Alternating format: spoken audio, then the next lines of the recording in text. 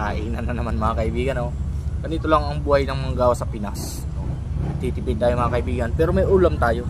Pero healthy, oh. Yan, oh. Hilaw na lettuce, no? Medyo maganda-ganda na ang panahon ngayon sa Pilipinas. No, pero nung nakarang araw, malakas yung ulan. Ngayon, medyo ambon-ambon na lang. Itong lettuce, masarap na ulam, healthy pa. Dito na pala tayo nabutan ng gutom. Ganito ang kagandahan pag nagbabaong ka, no?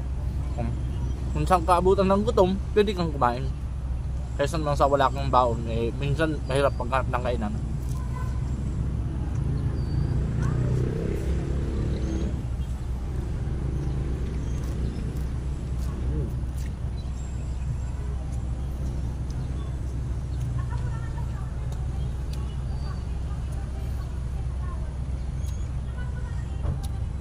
Masarap ang lettuce mga kaibigan, nilalagay natin sa burger minsan. Special to pero mura lang.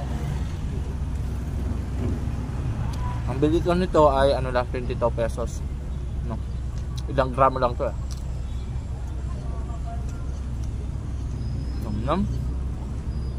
Yamin mga kaibigan. Sino ba ang mga lettuce lover dam? Wala na, hindi naman talaga ito niluto eh. Kilaw lang talaga to. Pero maganda, tipid tayo. Lagi tayong tipid.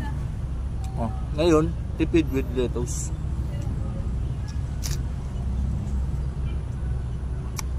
Masarap to. Dapat mo may burger. So sa atin, ulam natin mga kaibigan. Tipid pa, malasa.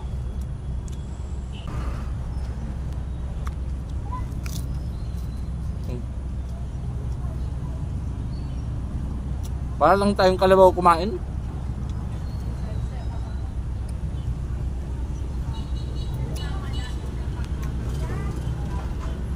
Ako mga kaibigan, kaya kumain kahit saan. No? Kahit saan lugar.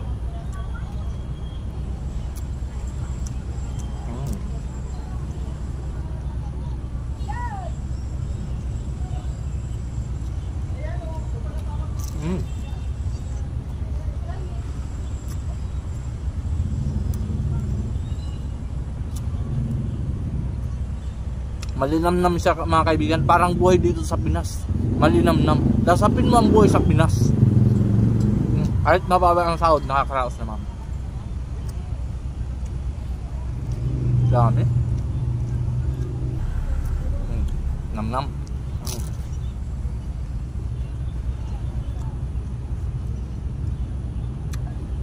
Nom.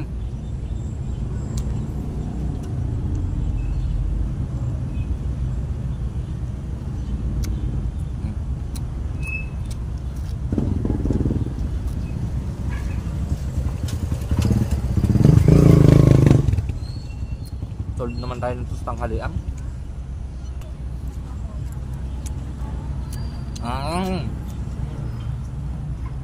Crunchy. Fresh na fresh pa.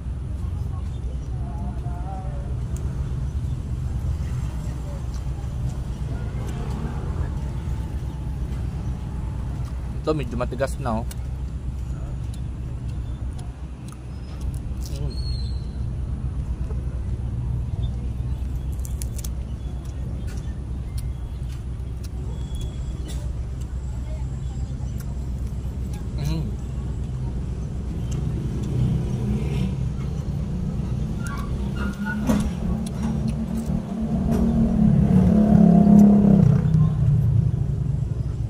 Ubus naman natin ang baon natin kanin.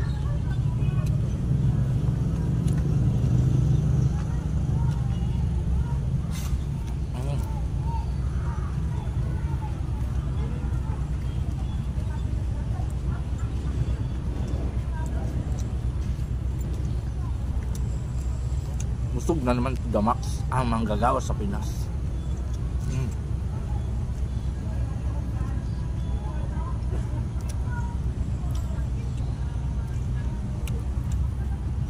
Mga mga natural lang na mga pagkain. Tipid na tipid, wala nang luto-luto.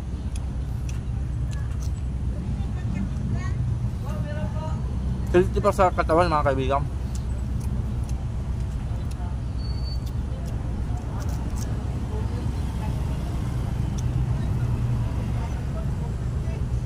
Solve na tayo mga kaibigan. Hanggang sa muli.